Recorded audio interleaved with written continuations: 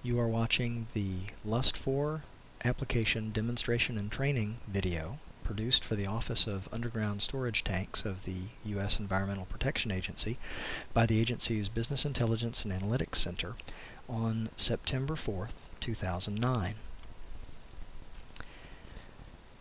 This demonstration and training video starts out with this introduction, which will cover the American Recovery and Reinvestment Act, the LUST4 application itself, the process of its use involving state, regional, and headquarters personnel, the URL and contact information for the application, and then work into a demonstration and training session broken into a discussion of the state users interface, the regional users interface, and the headquarters users interface. The American Recovery and Reinvestment Act of 2009 is also known as the Stimulus Bill, the Recovery Act, various other titles. It appropriates $200 million among the many billions of dollars total to the assessment and cleanup of underground storage tanks, petroleum leaks. So that is administered by the EPA's Office of Underground Storage Tanks by way of cooperative agreements with states and through existing contracts with tribes. Because the Recovery Act requires a lot of transparency and reporting of performance measures, the Office of Underground Storage Tanks has commissioned the development of this LUST4 application. It's a data entry and review system for the collection of Recovery Act performance measures on underground storage tanks. It is web-based. It augments the earlier spreadsheet and email-based LUST3 system with which most of the state and regional users of LUST4 will probably have been familiar.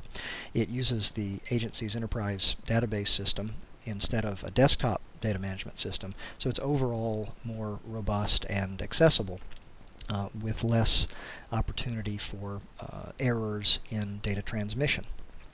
The process of use of the LUST4 application is that states enter performance measure information into the application, and regions review that information as well as enter such information for the tribal lands cleanups.